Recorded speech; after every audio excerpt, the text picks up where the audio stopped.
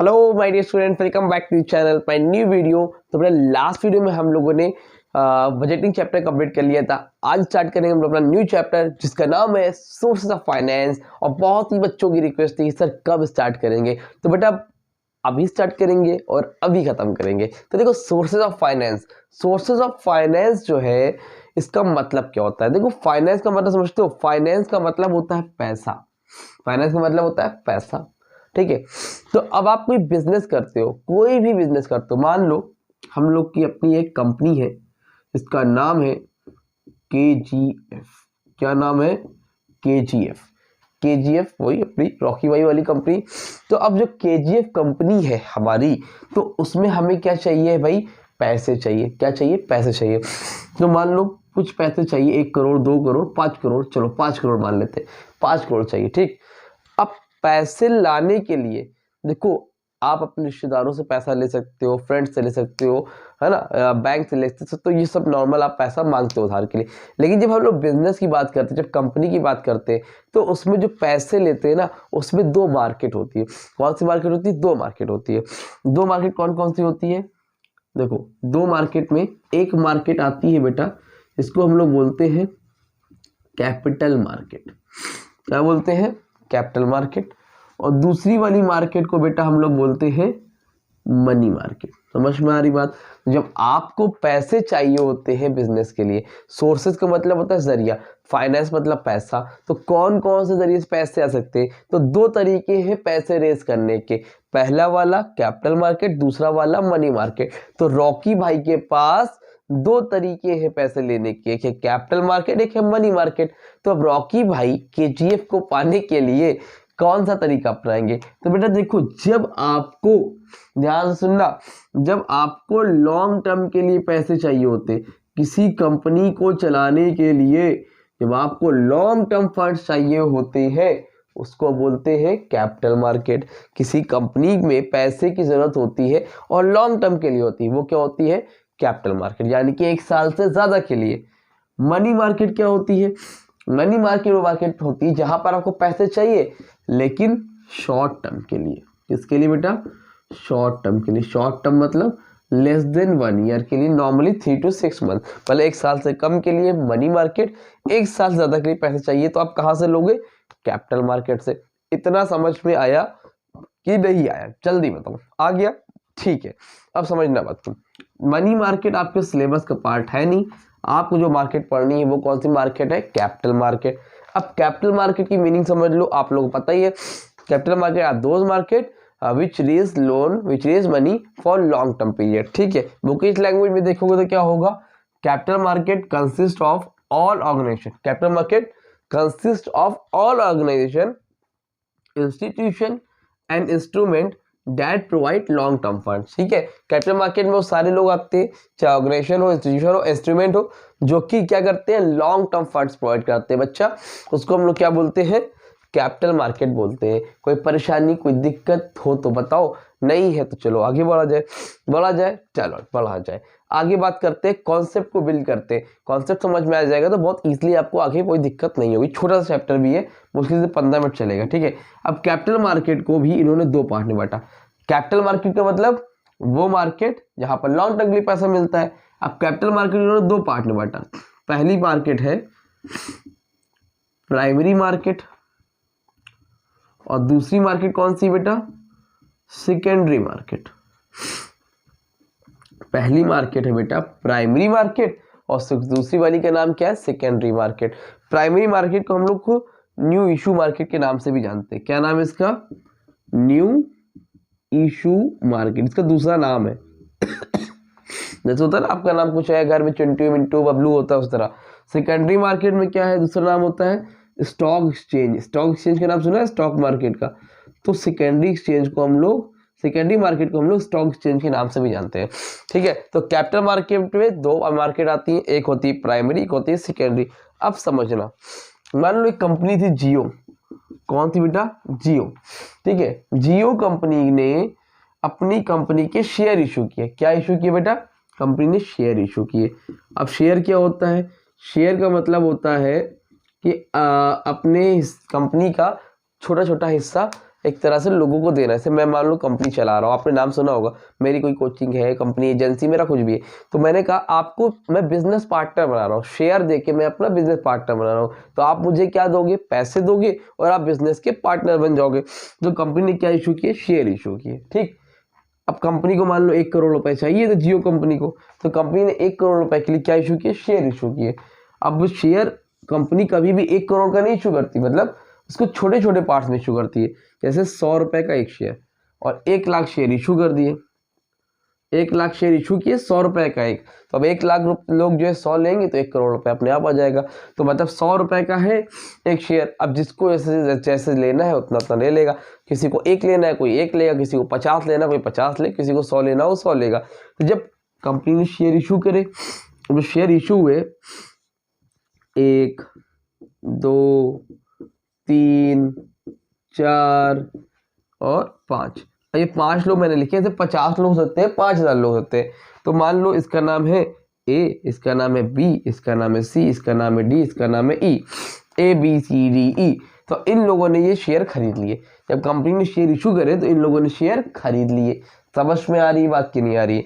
तो जब कंपनी ने शेयर इशू करे और जिन लोगों ने खरीदे, तो याद रखना जब भी company first time share issue करती है, क्या, जब भी company when company issue shares first time, ठीक है, मतलब कोई बेचती है, ठीक है, तो उसको हम लोग क्या बोलते हैं, प्राइमरी मार्केट। क्या बोलते हैं, प्राइमरी मार्केट। मतलब जब कंपनी शेयर इशू करती है और लोग उससे शेयर खरीदते हैं, उसको हम लोग क्या बोलते हैं, प्राइमरी मार्केट। दूसरी सेकेंडरी क्या होती है समझना। अब ये मान लो एक है, इसका नाम है अमित, इसका नाम है बबलू, इसका नाम है चिंटू, इसका नाम है मिंटू, ठीक है, ये अलग अलग लोग हैं। तो अब क्या हुआ, ए को लग रहा है यार इस कंपनी में मुझे बेनिफिट नहीं हो रहा है, या फिर ए को पैसे की अर्जेंट जरूरत है, तो ए ने अपना शेयर अमित को बेच दिया। इसी तरह बी को भी पैसे की जरूरत है या फिर प्रॉफिट नहीं, जो भी रीजन है, बी ने इसको बेच दिया, इसने इसको बेच दिया, इसने इसको बेच दिया, इसने इसको बेच दिया। समझ में आ रही बात। तो जब कोई भी मेंबर शेयर लेने के बाद किसी और को बेचता है, एक तरह से सेकेंड हैंड सिक्योरिटी। जब कंपनी फर्स्ट टाइम इशू करती है उसको हम लोग बोलते हैं फर्स्ट हैंड सिक्योरिटी। जब कोई मेंबर किसी और को बेचता है उसको हम लोग क्या बोलते हैं, सेकेंड हैंड सिक्योरिटी। तो जब मेंबर उसको शेयर इशू करेगा तो उसको हम लोग क्या बोलते हैं बेटा, सेकेंडरी मार्केट। क्या बोलते हैं, secondary market. I am so sorry, तबियत मेरी ठीक नहीं है। क्या बोलते हैं बेटा उसको, सेकेंडरी मार्केट। तो जब मेंबर इशू करेंगे अपने शेयर किसी और को तो उसको क्या बोलेंगे, सेकेंडरी मार्केट। अब मान लो बबलू को नहीं अच्छा लग रहा है, बबलू ने रामू को बेच दिया, चिंटू को नहीं लग रहा अच्छा लगा, चिंटू ने अमन को बेच दिया तीसरी बार, तो इसको टर्शरी मार्केट नहीं बोलेंगे, इसको भी सेकेंडरी बोलेंगे। अब ये इसको बेचे, ये इसको बेचे, ये इसको बेचे, किसी और को बेचे, इससे मतलब नहीं है। जब कंपनी पहली बार शेयर इशू करेगी उसको बोलेंगे प्राइमरी मार्केट, उसको लेने वाले किसी और को बेचेंगे उसको हम लोग बोलेंगे सेकेंडरी मार्केट। आई होप आपको क्लियर हो गया होगा कि what is the difference between primary market and secondary market. तब भी कोई डाउट रह गया हो मन में तो कमेंट सेक्शन में इंस्टाग्राम में कॉन्टैक्ट कर लेना, स्क्रीनशॉट लो, फिर आगे आपको इसका डिफरेंस कराता हूँ, फिर फंक्शन ऑफ कैपिटल मार्केट कराता हूँ और चैप्टर को आगे ले जाता हूँ। जल्दी से स्क्रीनशॉट लो। हाँ तो बेटा चलो उसको रफ कर दो अब, चलो ठीक है। कैपिटल मार्केट का मतलब समझ गए कि नहीं समझ गए, अच्छे से समझ में आया कि नहीं आया, क्योंकि बेटा आपकी पेपर तो यार कॉन्सेप्चुअल बेस पे भी क्वेश्चंस आएंगे, और इसलिए कॉमर्शियल एप्लीकेशन जो लिए हैं या फिर जिनका कॉमर्स भी है खाली, तो उनके में जो है क्वेश्चन आपके एप्लीकेशन बेस आने वाले हैं, तो इसलिए हमको कॉन्सेप्ट होता होना बहुत ही ज़्यादा इम्पोर्टेंट है बच्चा, ठीक। अब देखो हम लोग बात करते हैं प्राइमरी सेकेंडरी मार्केट के डिफरेंस की। देखो स्क्रीन पे आपके आ रहा होगा, ठीक है, जल्दी इसको मैं बता देता हूँ आपको। पहला है प्राइमरी मार्केट डिफरेंस, इंपॉर्टेंट है, दो तो कम से कम जरूर से याद करना। Number 1, new securities are issued by new and existing company. जब पहली बार कंपनी जब पहली बार सिक्योरिटी इशू होती है, न्यू सिक्योरिटी इशू होती है, उसको हम लोग प्राइमरी मार्केट बोलते हैं। और सेकेंडरी में क्या होती है, सेकेंड हैंड इशू होती है। Existing security only purchase and sold, existing मतलब जो पहले से मार्केट में होती है।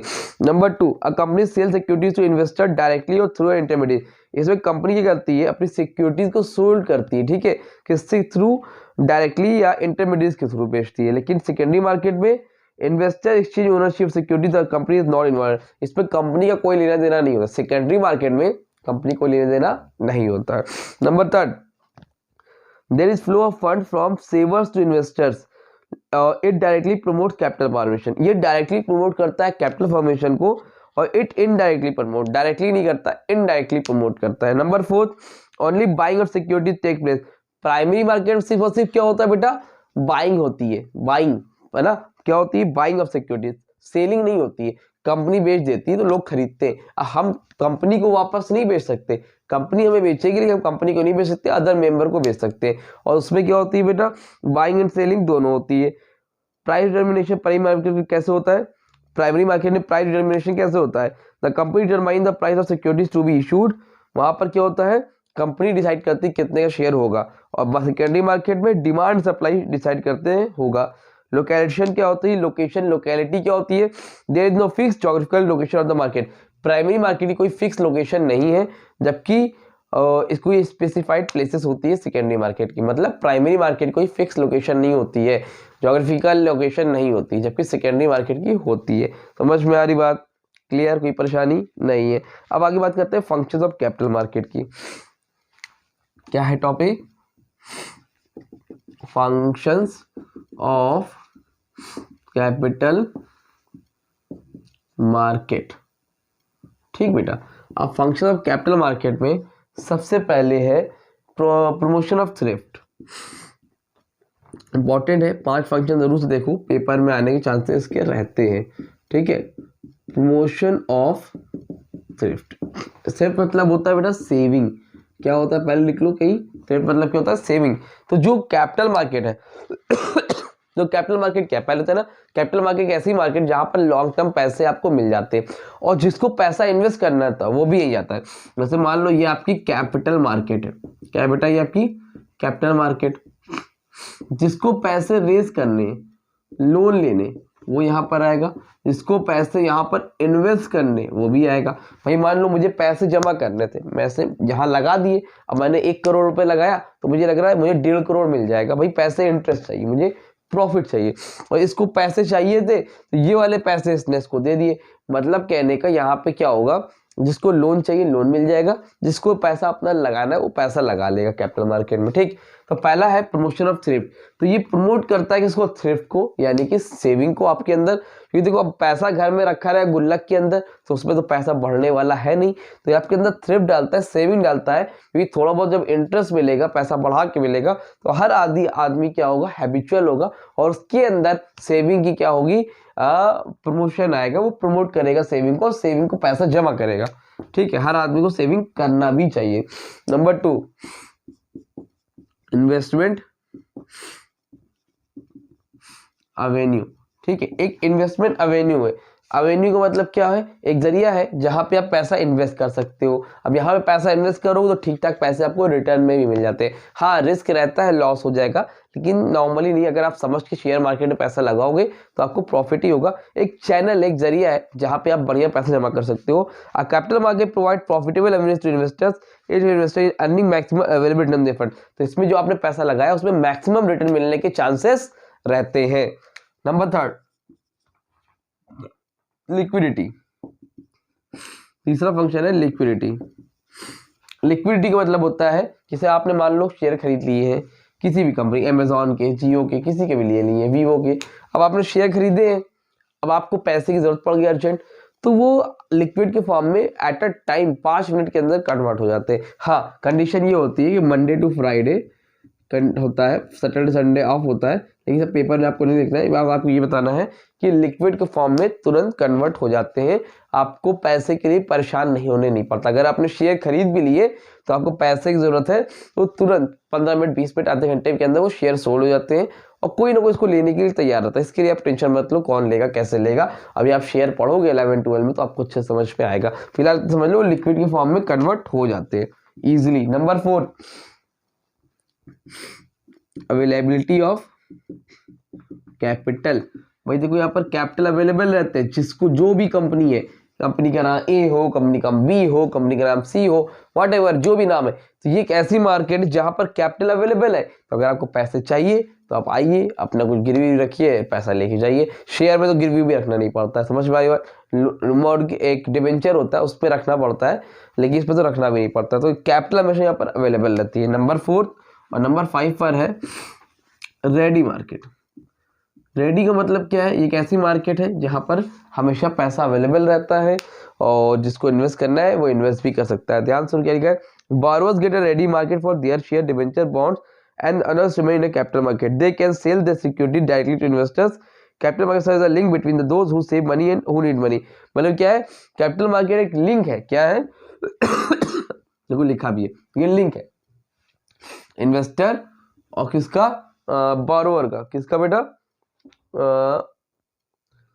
Who save money who needs money. ठीक है, who save money who needs money. तो सेव कौन करना चाहता है? इन्वेस्टर। रेस कौन करना चाहता है? जिसको पैसे की जरूरत होती है। तो इनके बीच में क्या है? ये एक लिंक है। समझ में आई बात? तो यहाँ पर आपको पैसा अवेलेबल रहता है। आई होप आपको ये भी समझ में आया होगा। अगर इसका नोट्स आप लोगों को चाहिए बच्चा, तो आप मेरे व्हाट्सएप नंबर पर कॉन्टैक्ट करो 8957250045 पर कॉन्टैक्ट करके आप उससे PDF नोट ले सकते हो, जो कि पेड बच्चा 15 रुपीज़ पर चैप्टर आपको देने होंगे। हाँ, अगर आपको फ्री ऑफ कॉस्ट नोट चाहिए वो भी अपलोडेड है, उसके टेंशन मत लो।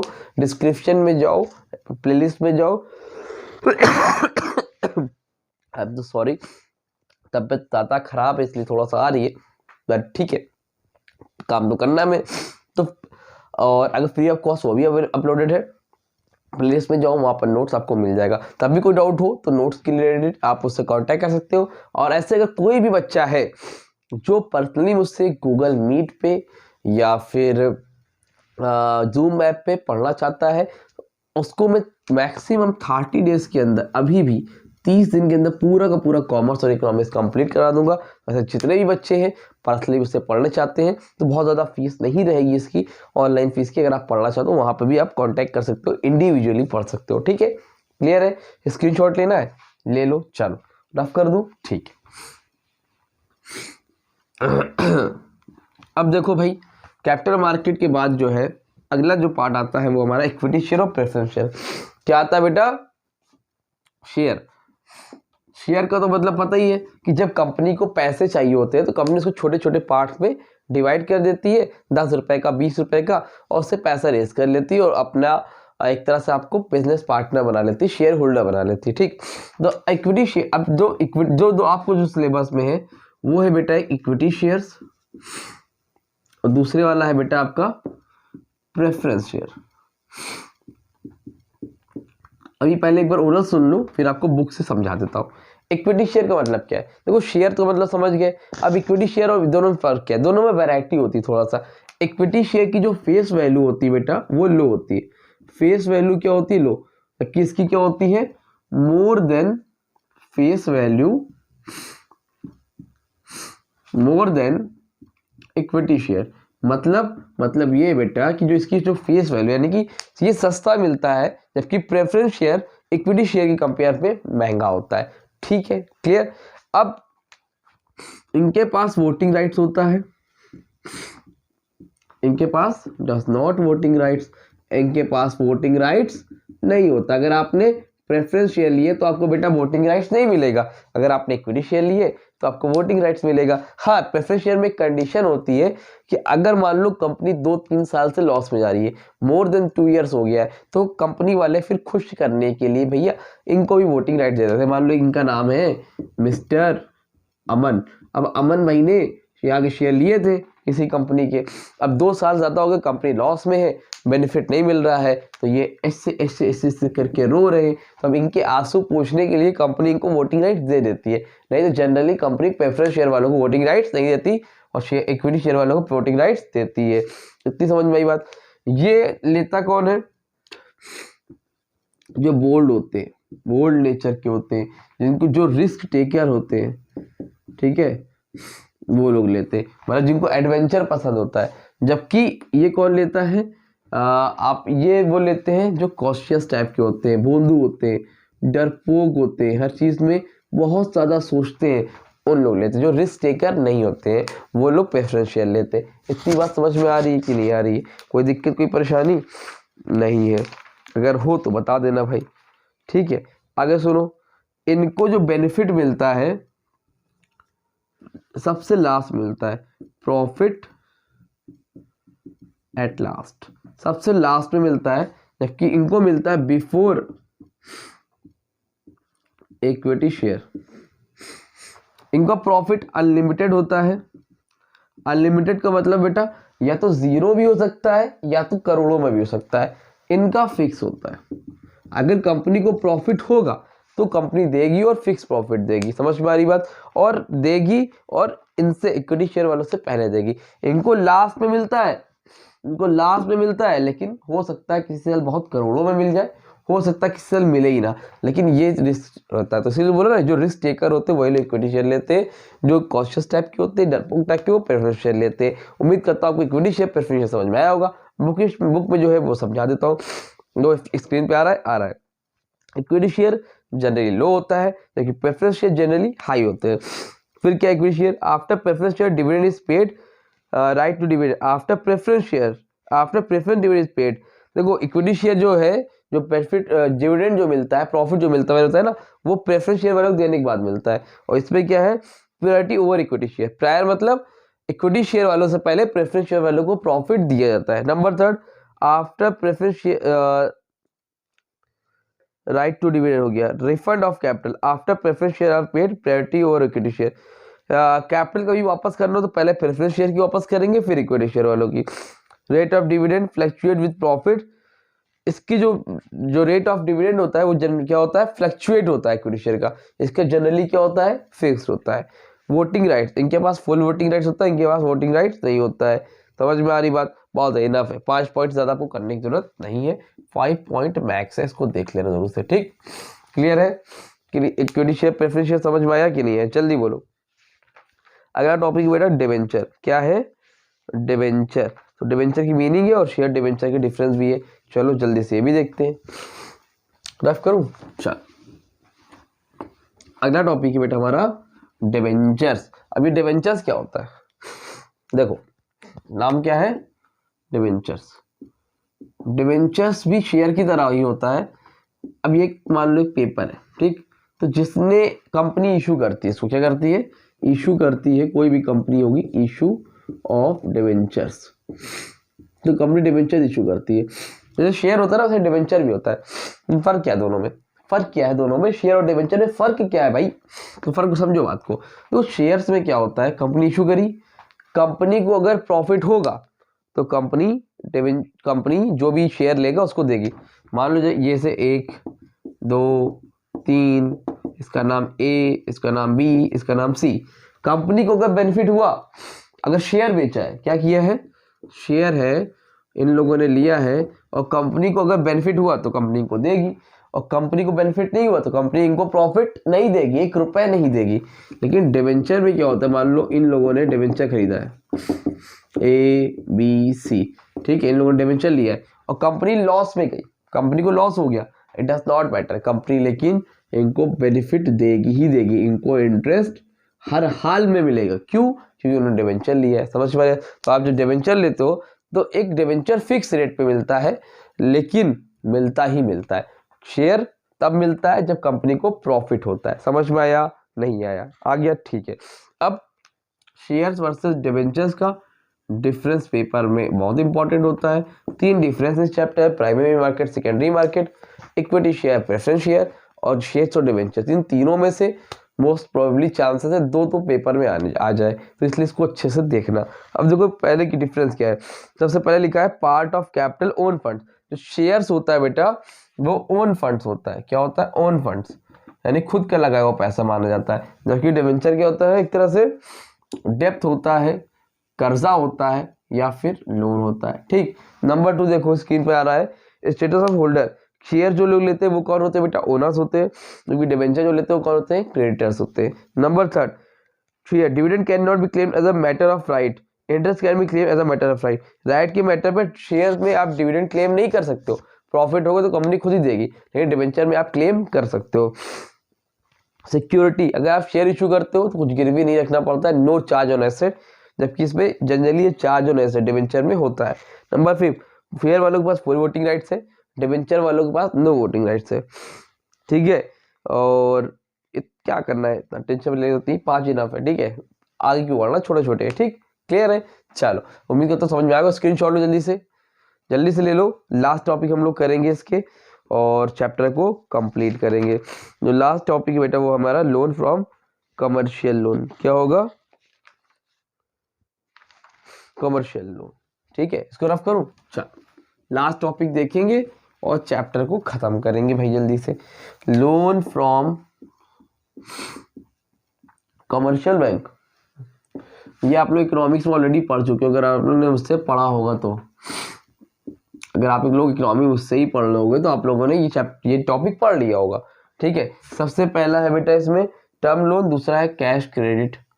टर्म लोन, दूसरे वाले का नाम है कैश क्रेडिट, तीसरे वाले का नाम है ओवरड्राफ्ट और चौथे वाले का नाम है डिस्काउंटिंग बिल्स ऑफ एक्सचेंज या discounting of bills of exchange. Discounting of bills of exchange. ठीक है, तो 4 टॉपिक है, term loan, cash credit, overdraft, discounting of bills of exchange. तो ये बेटा ये 4 टॉपिक है और इसको एक करके देखते हैं। देखो, एक होता है टर्म लोन, एक होता है कैश क्रेडिट, दोनों में डिफरेंस क्या है एक बार में समझो। मान लो कंपनी है, कंपनी ने लोन लिया, कंपनी ने कि मान लो आपने ही लोन लिया, इसका नाम है मान लो मिस्टर अमन। अमन ने क्या किया, मान लो 5 लाख का लोन ले लिया।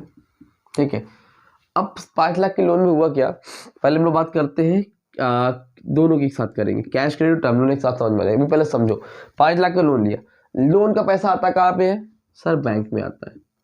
लोन का पैसा आपको जेब में तो आएगा नहीं, घर में बचाने, बैंक पे आएगा। अब आप घर बनवा रहे थे, आप कंपनी में काम था, आपको दुकान में सामान रख रहे थे, जो भी मैटर था, 5 लाख रुपए आया।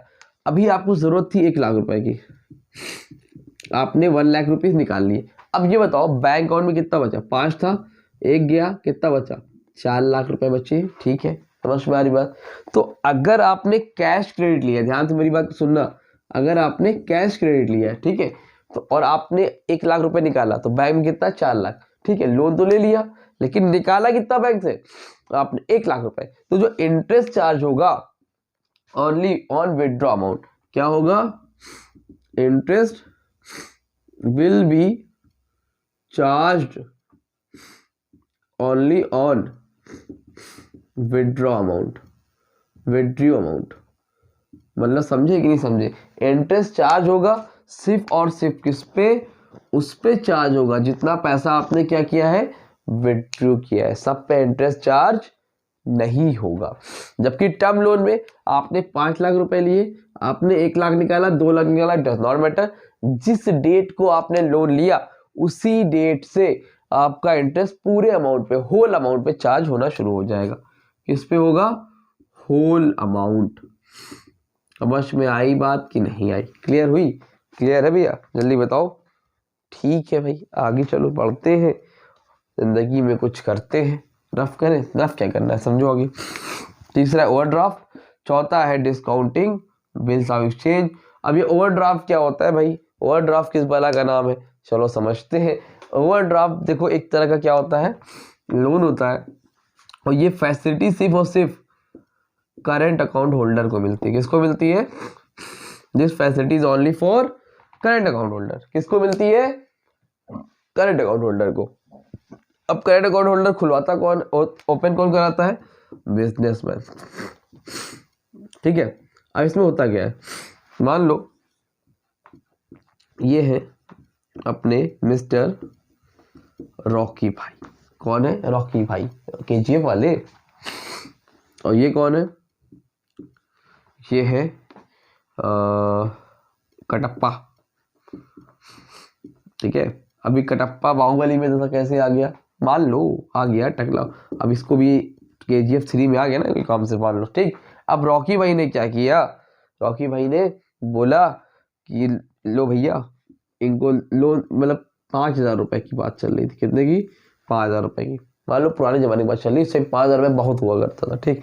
अब 5,000 रुपये का चेक फाड़ के कटप्पा को दे दिया रॉकी भाई ने, ठीक है। अब इनकी कंपनी थी, इन्होंने 5,000 रुपये दे दिया, लेकिन उस टाइम इत्तेफाक से रॉकी की के अमाउंट में, रॉकी भाई के बैंक अकाउंट में सिर्फ और सिर्फ 4,000 रुपीज थे। कितने रुपए थे? 4,000 रुपए थे। चेक कितने का दिया कट करके कटप्पा को? 5,000 रुपए का। और जब कटप्पा लेके जाएगा यार 5,000 रुपए का चेक और बैंक में निकालने के लिए देगा, तो चेक क्या हो जाएगा? बाउंस हो जाएगा, चेक कैंसिल हो जाएगा, और फिर कटप्पा पूरी जगह दुनिया में फैला देगा कि यार रॉकी भाई से डील ना करना, इनका चेक तो बाउंस हो जाता है। समझ में आ रही बात? तो ऐसा ना होने पाए, ऐसा किसी भी बिजनेसमैन के साथ ना हो, तो बैंक क्या करेगा, 1,000 रुपये जो कम पड़ रहा था वो 5,000 रुपये पूरा करके कटप्पा को दे देगा। कटप्पा को मालूम ही नहीं चल पाएगा कि इसके रॉकी भाई के अकाउंट में पैसा कम था। चेक बाउंस नहीं होगा, चेक क्लियर हो जाएगा। और जब 1 दिन बाद, 2 दिन बाद, 1 हफ्ते बाद, 10 दिन बाद रॉकी भाई या फिर जिसका भी अकाउंट है बैंक में पैसा जमा करेंगे, तो विद इंटरेस्ट वो पैसा चार्ज काट लेगा। क्या कर लेगा? With interest. विद इंटरेस्ट क्या कर लेगा? पैसे को कट कर लेगा, और मतलब फ्री में नहीं देगा। 1,000 दिया था ना, तो 1,000 में कुछ ना कुछ 50-100 रुपये बढ़ा के लेगा, तभी वो कटप्पा को बढ़ा देगा। बैंक भी अपना फायदा देता है, बैंक बेवकूफ नहीं होता है। समझ में आ रही बात? इस तरह से हो जाएगा। इसको हम लोग क्या बोलते हैं? Word of facility. Word of facility is only for current account holder. जब भी आपके अमाउंट कम होंगे तो वो अपनी तरफ से पैसे ऐड कर देगा और बाद में विद इंटरेस्ट पैसे चार्ज कर लेगा। क्लियर? क्लियर एनफ करूं? चलो लास्ट टॉपिक है discounting of bills of exchange. चलो जल्दी से इसको देखते हैं और चैप्टर को कंप्लीट करते हैं। क्या है भाई? Discounting of bills of exchange. क्या नाम बेटा? Discounting of bills of exchange. इसका मतलब क्या है? इसका मतलब समझो, डिस्काउंटिंग जो बिल्स ऑफ एक्सचेंज है, इसका नाम ही एक नेगोशिएबल बिल होता है, ठीक है। जो बड़े बड़े बिजनेसमैन होते हैं ना, उनके पास होता है। मान लो ये है बायर, ये कौन है? सेलर, ठीक है। ये है अंजलि, ठीक है, और ये है सुनीता, ठीक है। एक है अंजलि और एक कौन है? सुनीता। दोनों लोग बढ़िया बिजनेस साथ में बिजनेस किया करते थे, कर रहे थे। तो अंजलि ने बोला भाई मुझे 2 लाख रुपए का सामान दे दो, ठीक है। उन्होंने बोला ठीक है हम दे देंगे, फर्नीचर का काम होता था। तो इसने क्या किया, 2 लाख रुपए का सामान अंजलि को दे दिया उधार पे, ठीक है।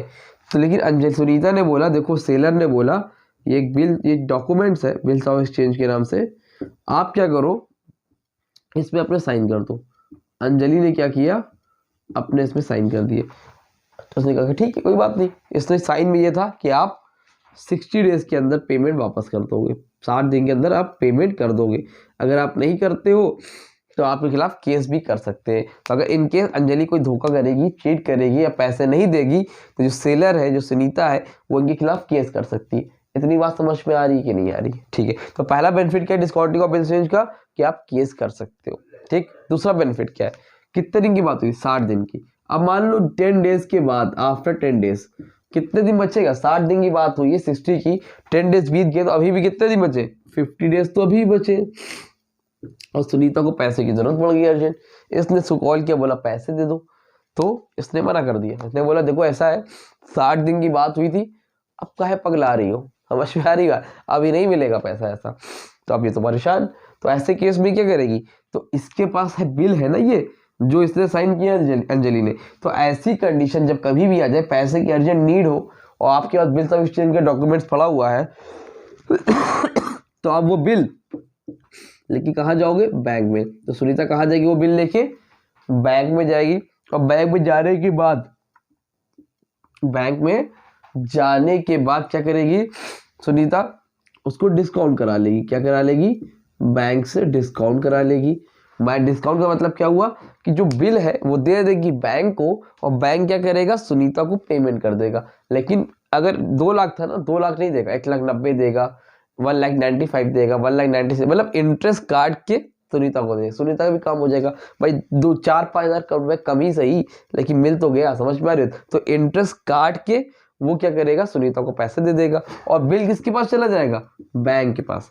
अब जब 60 दिन पूरे हो जाएंगे ना, तो अंजलि पेमेंट किसको करेगी, अंजलि पेमेंट करेगी बैंक को। किसको पेमेंट करेगी बेटा, बैंक को पेमेंट करेगी, सेलर को पेमेंट नहीं करेगी। क्यों, क्योंकि उसने बिल दे दिया बैंक को, पैसे को डिस्काउंट करा लिया था पहले से। समझ में आ रही बात। तो डिस्काउंटेबल बिल ऑफ एक्सचेंज क्या है, नेगोशिएबल बिल होता है। जिसके पास भी वो बिल होगा उसको पेमेंट करेगा। अगर बैंक की जगह इसने किसी और को दिया होता तो पेमेंट अंजलि उसको करती, ना कि इसको। जिसके पास बिल होगा उसको पेमेंट करी जाएगी। समझ में आ गया। एक ऐसा बिल है जो इमरजेंसी में काम आ जाता है, बैंक से आप इसको डिस्काउंट भी करा सकते हो। और इसी के साथ आपको चैप्टर हो गया कंप्लीट। नोट्स आपकी ऑलरेडी डिस्क्रिप्शन में प्लेलिस्ट में है, जाके डाउनलोड कर लो। अगर पीडीएफ नोट चाहिए तो मेरे व्हाट्सअप नंबर पर कांटेक्ट कर लो। और कोई डाउट हो तो कमेंट सेक्शन में इंस्टाग्राम में कांटेक्ट कर लेना।